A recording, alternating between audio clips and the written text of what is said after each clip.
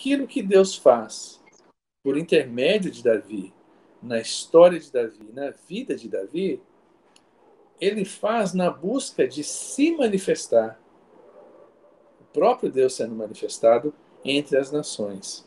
É o Deus de Davi que deve ser temido. Então, o foco é o próprio Deus e necessariamente não as pessoas. Sim, as pessoas precisam ouvir a respeito do Senhor. É Ele quem salva, é Ele quem perdoa, mas a história é dele mesmo, é a respeito dele, da sua fama, do seu poder. Olha agora Salmo 46, verso 10. Saibam que eu sou Deus. Serei exaltado entre as nações. Serei exaltado na terra. Então, aquele mesmo conceito de Deus abençoar todas as nações, se você pegar esse fio na história, você vai rastreá-lo, você vai conseguir ver essas pisadas, né, essas marcas aí ao longo das Escrituras, e Deus se mostrando um Deus interessado não simplesmente em alcançar um povo exclusivamente, mas alcançar todos os povos. E ele escolheu um povo para que, por meio desse povo, ele se manifestasse, e manifestando-se a esse povo, outras pessoas fossem alcançadas. Depois eu vou amarrar todos esses conceitos para que a gente possa entender a aplicação disso que nós estamos construindo aqui. Mas isso é fundamental a gente entender. Isaías 49, verso 6. Também farei de você uma luz para os gentios, para que você leve a minha salvação até os confins da terra. De novo, o mesmo conceito. Farei de você luz para os gentios. Aqui, quando essa afirmação está sendo feita pelo profeta Isaías, ele está se referindo a Israel.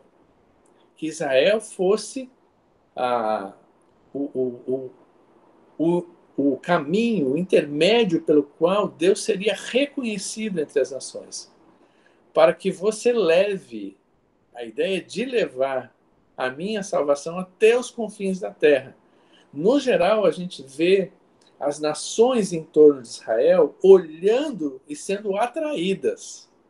Mas aqui há uma colocação interessante de Isaías, que o papel de Israel não era só atrair as pessoas para reconhecerem o Deus de Israel, mas ele fala de levar a salvação até os confins da terra, um conceito de missão para fora de Israel. E há um outro detalhe interessante nesse texto, por isso eu selecionei também, que é a questão de Paulo, quando foi alcançado, ele chamou para si essa responsabilidade, né? Ele seria luz para os gentios. Ele, sendo um judeu, ele meio que se apropria dessa promessa, ou dessa profecia, ou dessa ordem aqui de Deus, e Paulo assume esse papel como para ele. Eu devo ser luz para os gentios. Então é algo fantástico quando a gente vai em busca de encontrar essas pérolas, né, a respeito desse assunto, entendendo com mais propriedade o nosso papel e o nosso envolvimento nisso. Depois a gente tem Sofonias 2:11. As nações de todo o mundo o adorarão, cada uma em sua própria terra. Olha que interessante.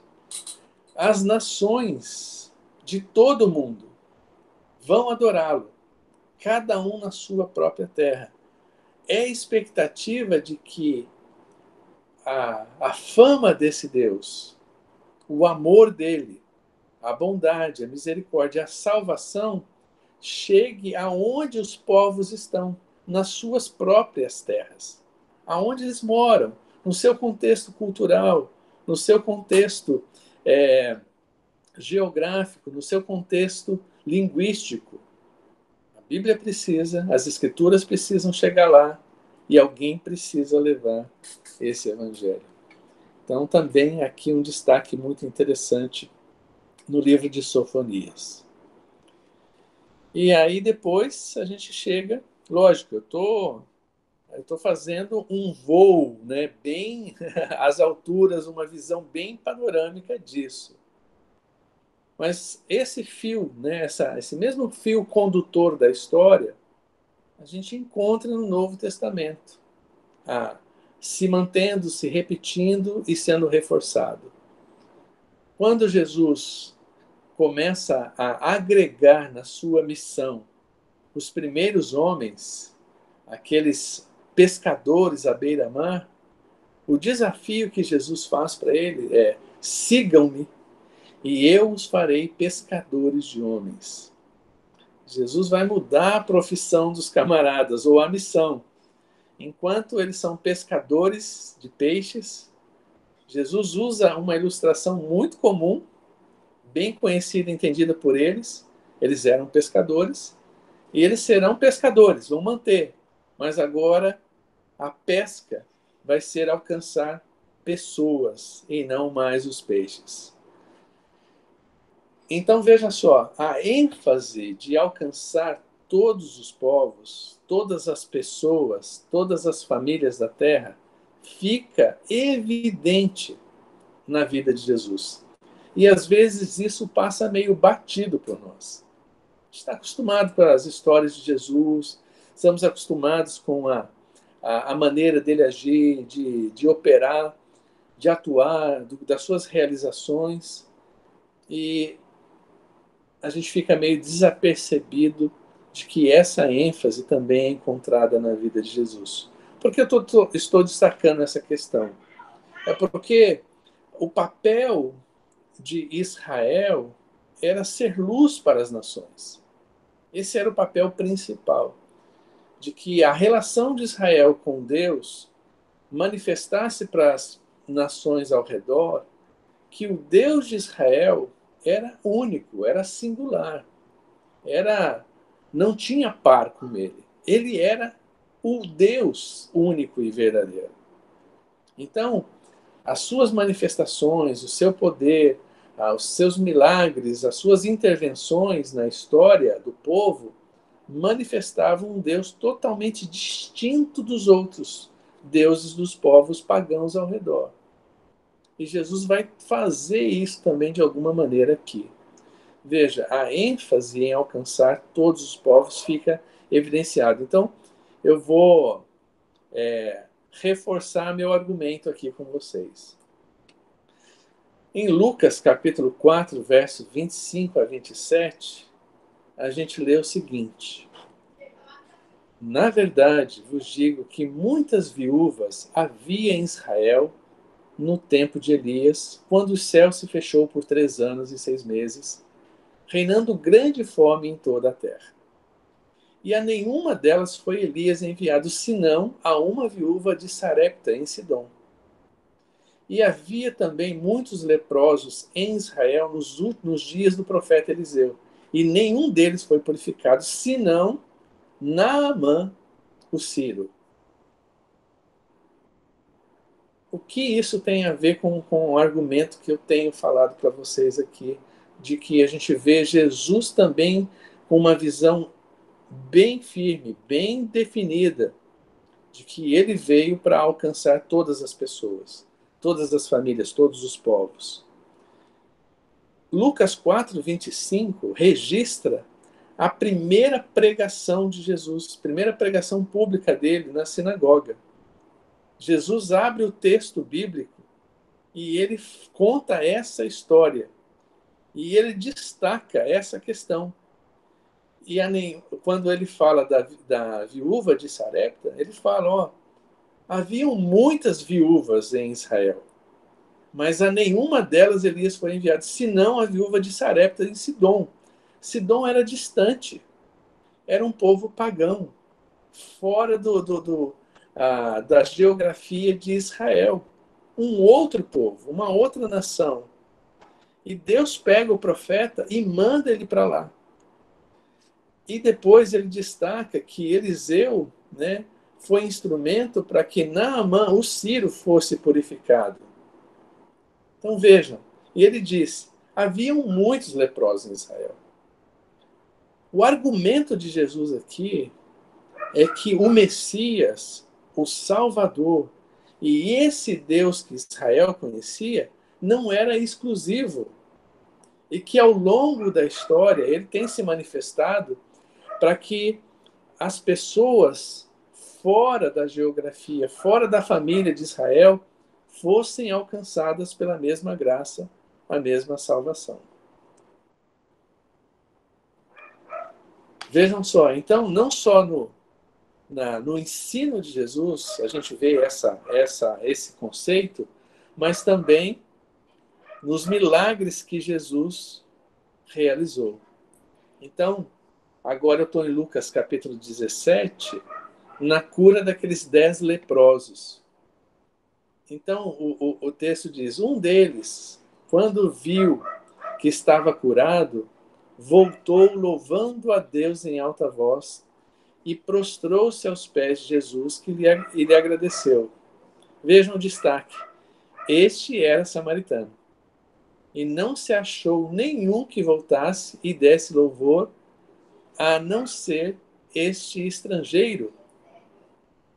Então, veja, no ensino de Jesus, ele começa falando sobre a viúva de Sarepta e Naamã, o sírio. Em seus milagres, em muitas ocasiões, ele destaca aqui a atitude de... Haviam leprosos judeus que foram curados por Jesus nessa ocasião. Mas ele destaca nos seus milagres que a graça, o favor e o amor de Deus está estendido para todos os povos. Não é exclusivo de apenas um.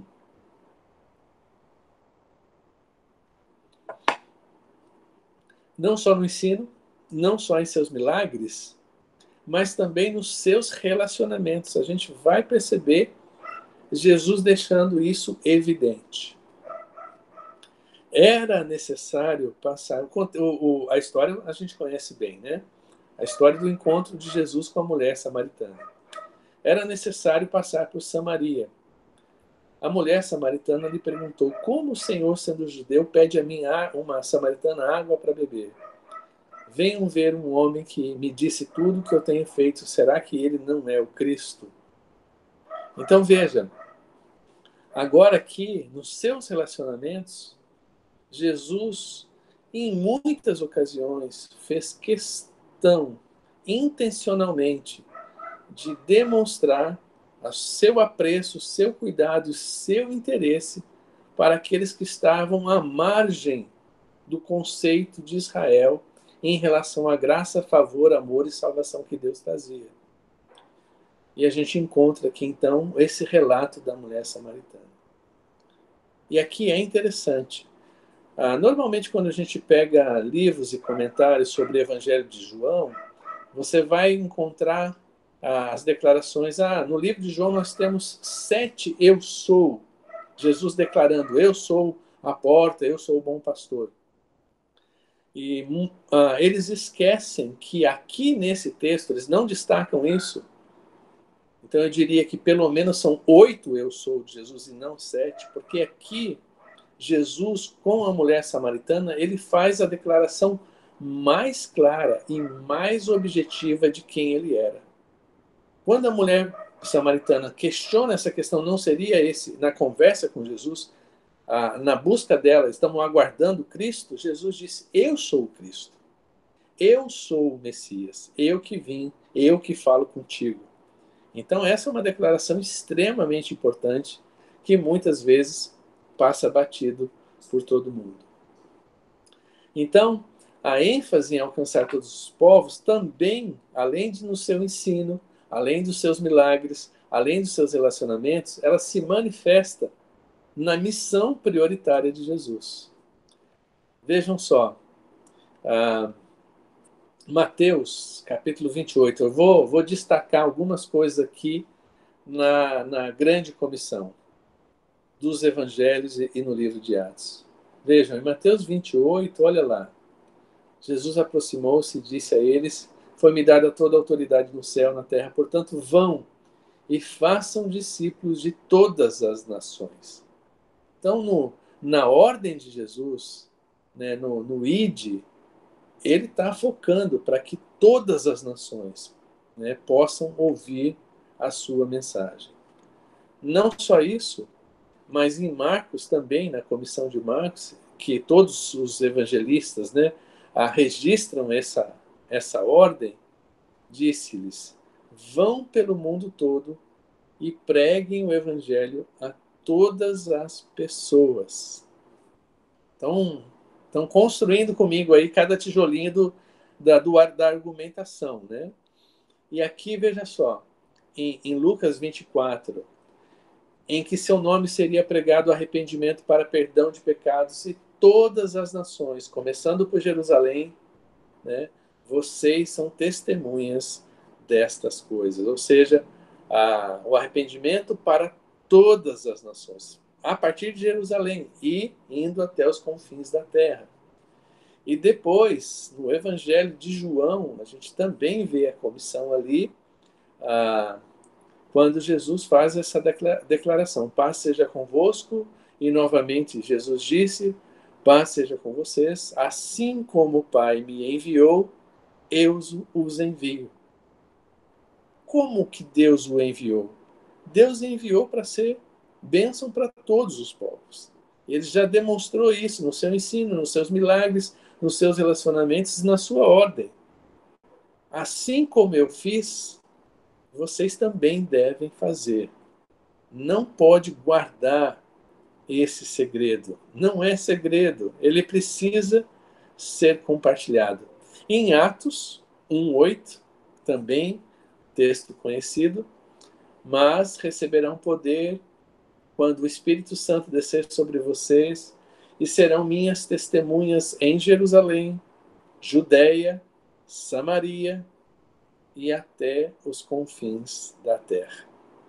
Então é até os confins da terra. A partir de tanto quanto em Jerusalém como até os confins da terra.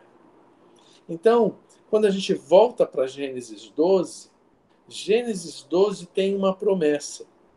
Deus assumiu um compromisso. Eu vou fazer de você uma grande nação e vou abençoar todas as nações da terra. E aqui Deus está falando para aqueles que estão seguindo que por meio deles ele abençoaria todas as terras. E vocês devem ir e levar esse evangelho para todos os cantos, para todas as pessoas, em todos os lugares. E agora eu começo a chegar mais pertinho de nós. Agora eu quero olhar aquilo, esse conceito, esbarrando em cada um de nós. Gálatas, capítulo 3, versos 6-9.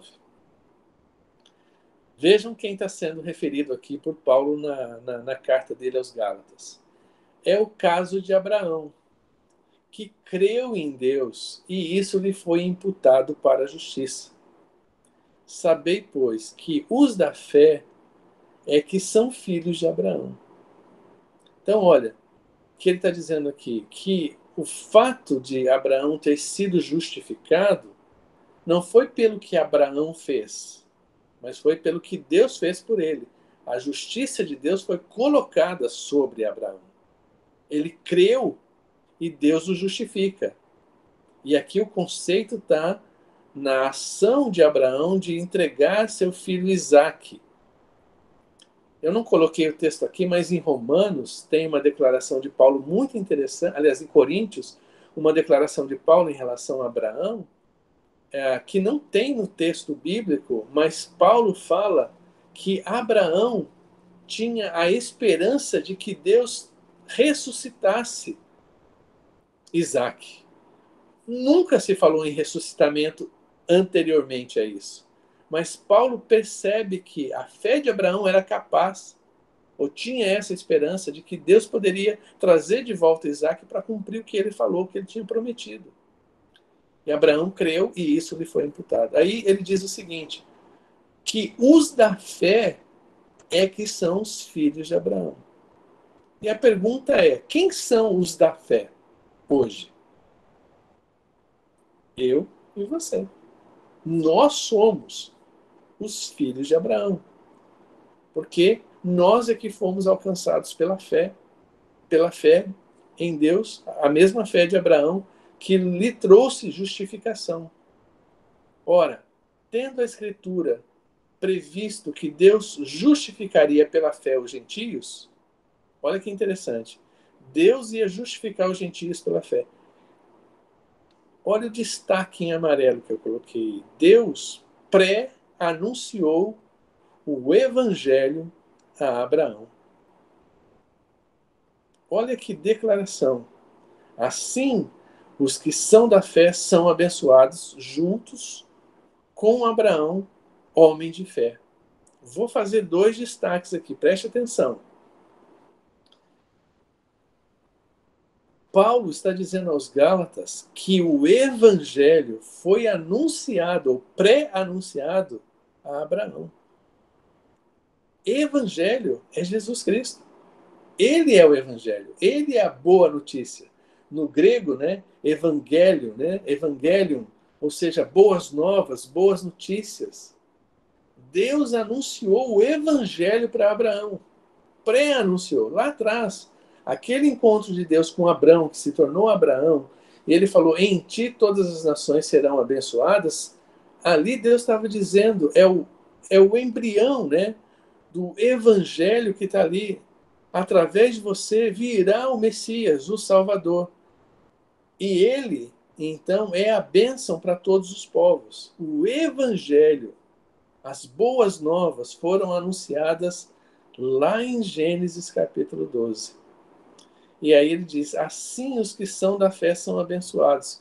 Ou seja, nós somos filhos de Abraão porque somos filhos da fé. Se somos filhos de Abraão, recai sobre nós a mesma responsabilidade de sermos bênção para todos os povos, de sermos instrumentos para Deus, para levarmos o mistério da fé a quem ainda não conhece. E aí então, 1 Pedro 2,9, né, destacando, vocês, porém, são geração eleita, sacerdócio real, nação santa, povo exclusivo de Deus, para anunciar as grandezas daquele que vos chamou das trevas para a sua maravilhosa luz. Aqui é o conceito de propósito. Esse é o propósito para que Deus nos chama. Nós estamos envolvidos em muitas coisas na nossa vida, mas há algo que deveria ocupar o centro da nossa preocupação, da nossa atenção, de tudo aquilo que nós estamos fazendo. Mostrar àqueles que ainda não conhecem um Deus glorioso, para que eles se tornem também adoradores desse mesmo Deus, né? Para anunciar as grandezas daquele que nos tirou das trevas. E os próximos textos apresentam uma cena futura que vai acontecer lá na frente. Um dia, o que está descrito nesses textos aqui que a gente vai ler, vai acontecer. E entoavam um cântico novo, dizendo, digno és de tomar o livro e abrir os selos, porque foste morto, e com teu sangue compraste para Deus os que procedem de toda tribo, toda língua, todo povo e toda nação. Lá em Apocalipse, uma cena de gente cantando, gente de todas as nações, povos, tribos, raças, línguas, famílias da terra, adorando o Cordeiro. Essa cena é repetida em Atos 7, 9 e 10. Depois dessas coisas vi, e eis grande multidão, que ninguém podia enumerar, de todas as nações, tribos, povos e línguas, em pé diante do trono do Cordeiro, vestido de vestiduras brancas e com palmas nas mãos, e clamavam em grande voz, dizendo, ao nosso Deus, que se assenta no trono e ao Cordeiro pertence a salvação.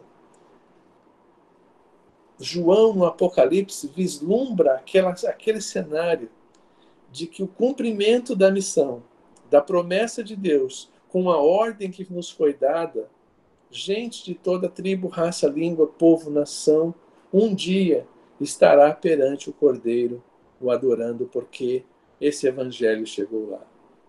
E então Jesus aproximou-se deles e disse: Foi-me dada toda a autoridade nos céus e na terra. Portanto, vão e façam discípulos de todas as nações. O que isso tem a ver comigo? O que isso tem a ver com evangelização, com proclamação?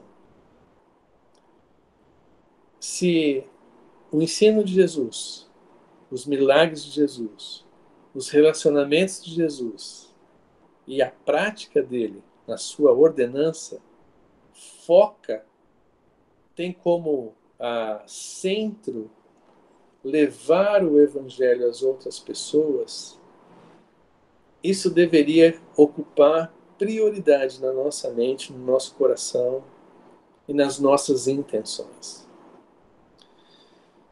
Então, sem dúvida, aqui nós estamos levando esse conceito estendido até para pessoas e povos tão distantes.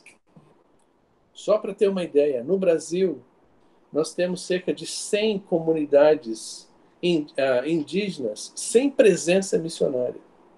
E olha que o evangelho chegou aqui há tanto tempo. Mas sem tribos, sem etnias, nem tribos, sem etnias indígenas, no Brasil ainda não tem presença missionária. Nós temos grandes grupos aqui no Brasil também que carecem do evangelho. Nós temos um trabalho no sertão, e os sertanejos, as pesquisas dizem que eles são como países fechados para o evangelho, quando o número de pessoas que conhecem o evangelho lá é menor que 1%, né? É 0, alguma coisa. Os sertanejos estão nessa classificação. Nós temos milhares de comunidades ribeirinhas no Brasil, né, que ainda não tem presença missionária, não tem ninguém trabalhando com essas comunidades. Nós temos os pescadores no litoral brasileiro. Nós temos uma das maiores comunidades de ciganos no Brasil e quase não há trabalho entre eles. E a grande maioria deles fala um idioma chamado Calon, que existe a Bíblia traduzida nesse idioma. Nós temos as comunidades quilombolas, também são muitas, espalhadas no Brasil, e quase nenhuma delas com presença de uma igreja plantada entre eles.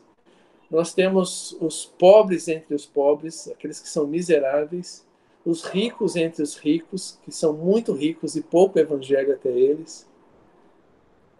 Agora, talvez você fique pensando, puxa, o que eu posso fazer? Pensa naqueles seus amigos de trabalho, que você se relaciona semanalmente. Agora não, né? Porque estamos privados disso, mas no geral é assim. Você ainda tem contato. Amigos, familiares, pessoas que ainda não adoram esse Deus, que não reconheceram quem Ele é. Talvez uma coisa muito simples você pode fazer. Ações pequenas. E eu vou falar de ideias, de coisas desse tipo nas próximas aulas, né? Mas quero ouvir vocês. Quando vocês ouvem isso, o que pega para você? Quais são os seus desafios? Como você olha para esse cenário? Você é filho de Abraão. Você creu em Deus? Você é da fé? É a família dele. E Deus o abençoou para você ser bênção. E a pergunta é, como é que isso tem acontecido? Quais são suas limitações? Quais são os seus desafios? Estou aberto para a sua participação, caso alguém queira. E depois das suas participações, eu vou preparando aqui, enquanto vocês falam, um vídeo para passar daqui a pouquinho, tá bom?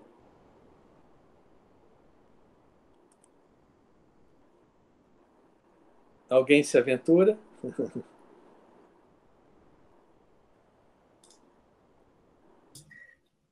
Eu vou falar. Vocês estão me ouvindo? Sim, sim. Eu tenho tido muita dificuldade em falar de Jesus para as pessoas, embora eu tente muito. E aquela noção do há tempo e fora de tempo, Uhum. às vezes eu tenho exatamente aquela sensação de que você está incomodando. Uhum. Então, mas tem vezes que é muito forte, assim, eu tenho que falar alguma coisa, porque eu não vou ficar ouvindo abobrinhas e não vou falar nada. Em geral, eu solto um versículo assim,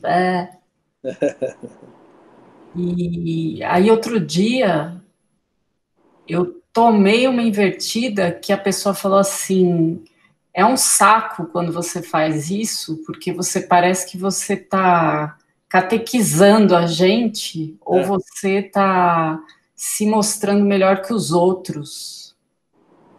aham. E eu fiquei arrasada, arrasada, arrasada. E É. aí eu fiquei, cara,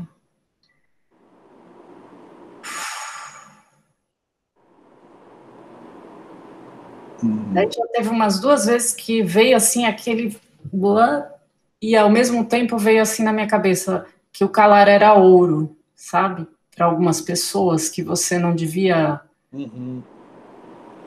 gastar o seu Uhum. latim. E quando você tem, eu não sei se eu tô certa de ficar quieta ou não, se eu tenho que falar e tomar invertido e pronto.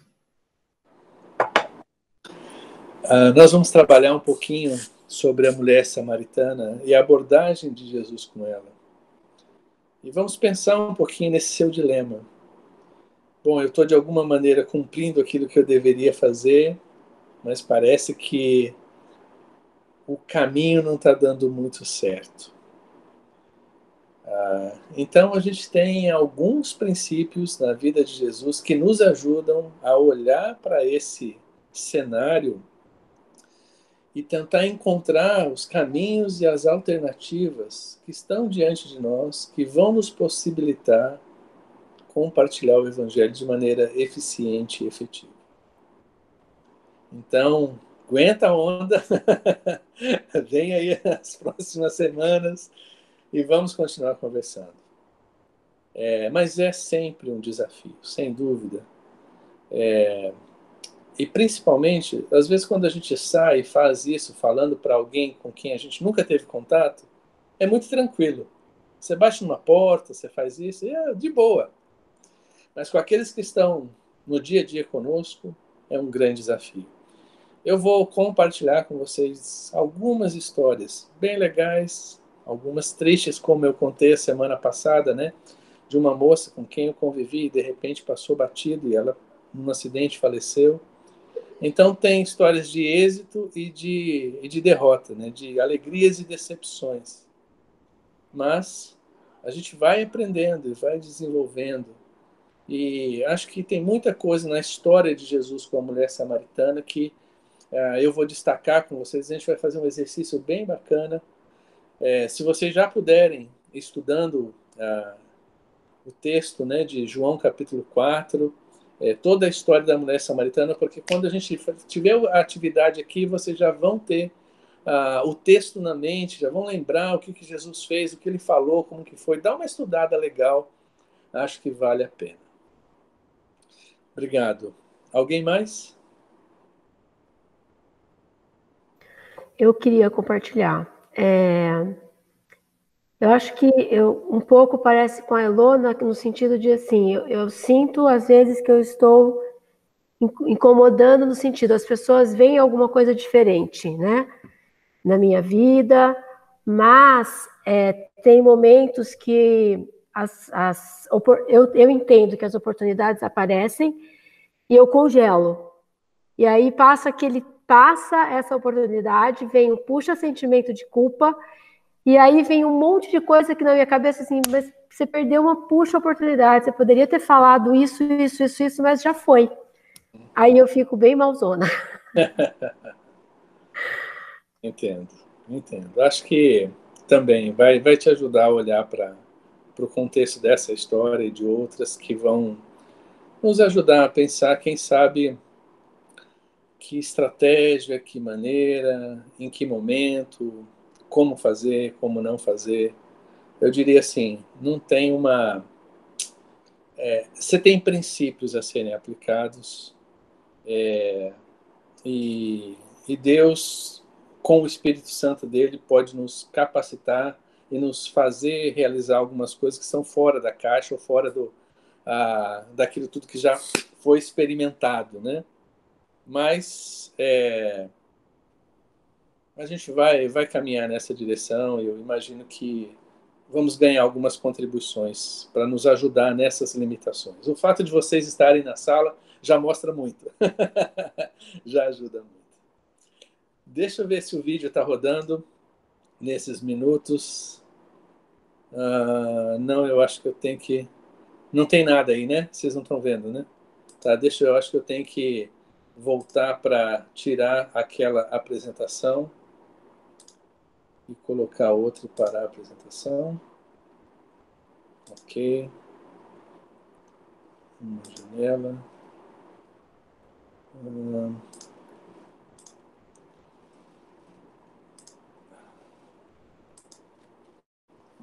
Se você tem áudio aí, coloca o áudio alto o mais possível para você ouvir e se valer disso aqui. Presta bem atenção.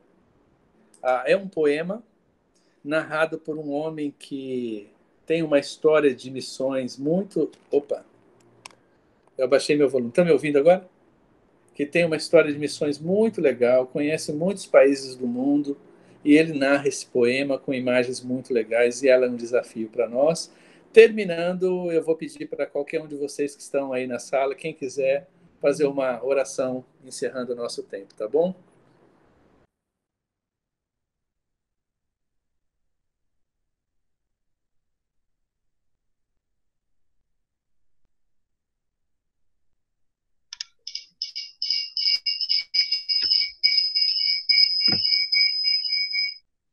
Ok.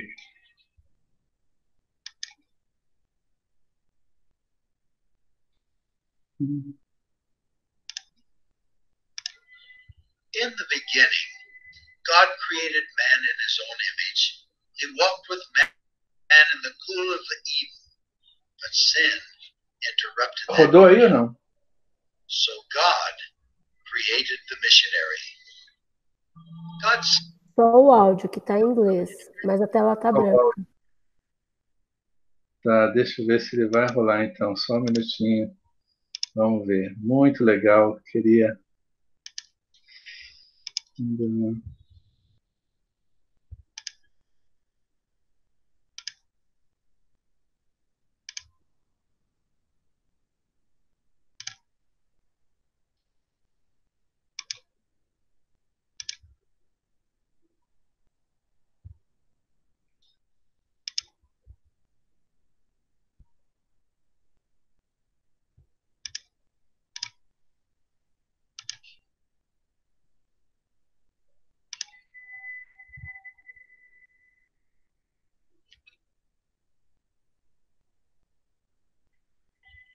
In the beginning, God created man in his own image. He walked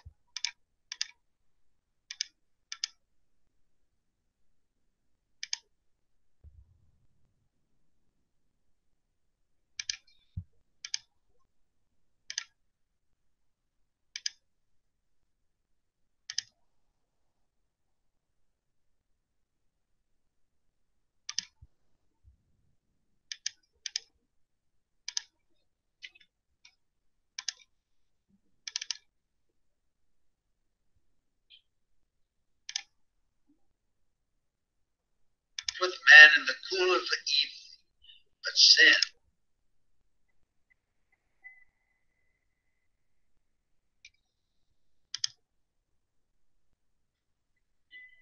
In the beginning, God created man in his own image.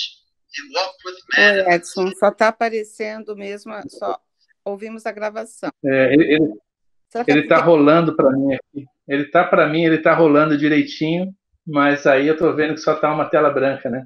Isso. Manda para a gente pelo WhatsApp ou por e-mail.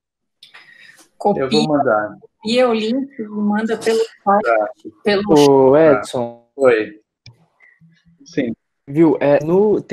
Tá vendo no canto direito embaixo? Uhum. Tem meio que uma janelinha com uma seta meio que para fora.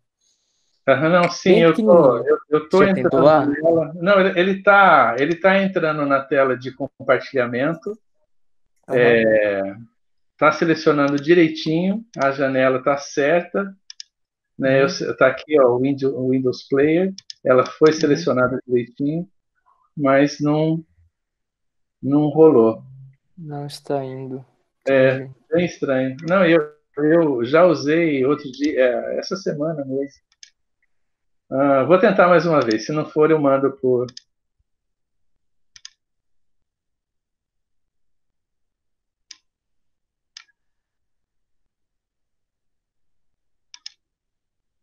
Interrupted that union.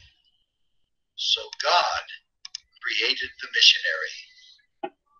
God said, I need someone willing to say no to the status quo, no to the dream of wealth, leave their families to fly to... Edson, se quiser, eu achei aqui no YouTube. Quer que eu compartilhe? Você sabe qual é, né? Eu sou um missionário? Isso, é que no começo aparece uma tela preta, não é? Isso, exato. Tá, eu acho que esse daqui. Bom, pode compartilhar, obrigado. Vê se você consegue. Imagina. Ok. É muito legal, acho que vale a pena.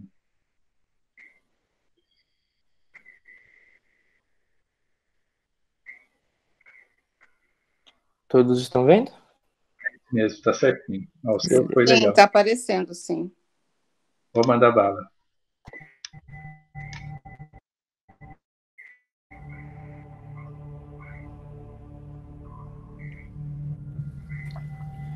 In the beginning, God created man in his own image.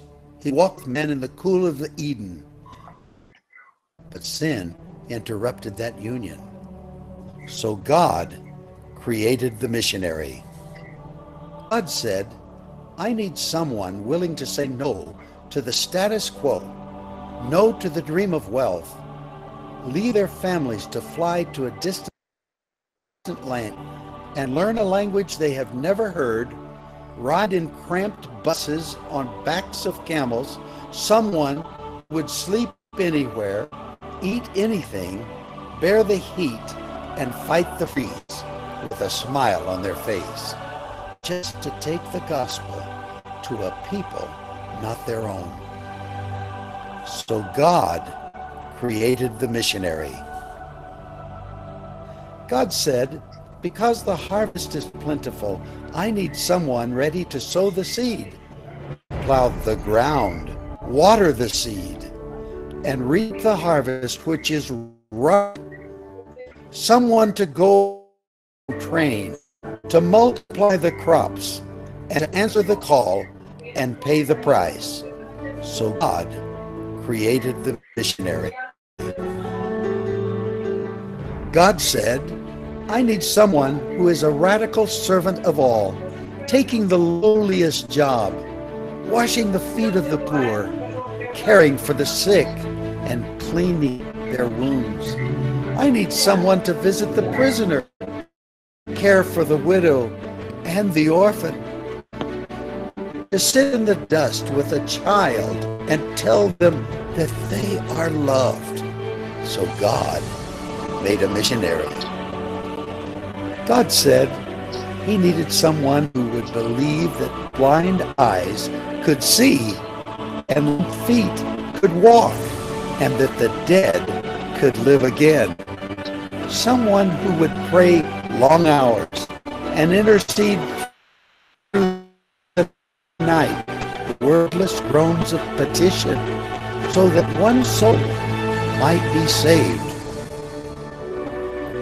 God said, I need someone honest and brave, full of grace, mercy, and compassion, free from fear and passivity, walking in true identity. Someone burning with love and girded with truth, someone who radiantly reflects God's glory. So God made a missionary. God said, I need someone who would say yes before they were asked. Someone who would go to distant islands, barren deserts, inner cities, closed nations, next-door neighbors, and prestigious universities to reach the unreached. Who would hike any mountain and endure any obstacle? Because how will they believe in him of whom they have never heard? How will they hear unless someone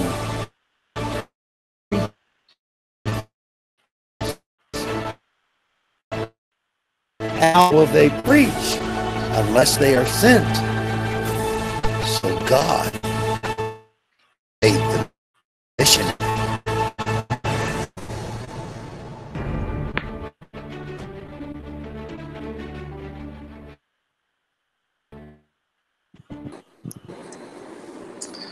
Obrigado, Caio. Valeu. Depois a gente passa. Valeu.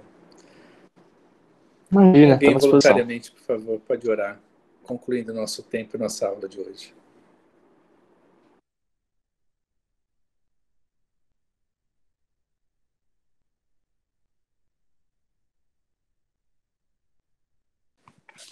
Senhor Jesus, eu te agradeço por esse tempo, pelo empenho do Edson, por essa tecnologia que o Senhor tem nos dado, que possamos nos adaptar e melhorar também, porque muitas vezes nos impede, Jesus, de avançarmos como hoje, em alguns pedaços, umas partes da aula, Pai.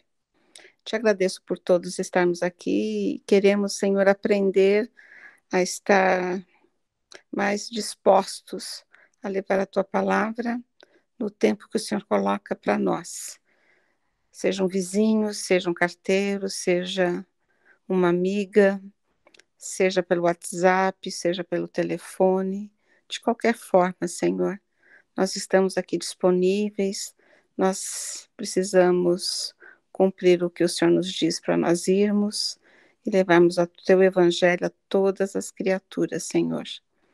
Que nos dê estratégias, tira de nós esse sentimento que às vezes nos abate, de acharmos que estamos incomodando ou receosos de falar e ouvir uma coisa que a gente não quer ouvir, mas que o Senhor possa estar nos capacitando através do Teu Santo Espírito.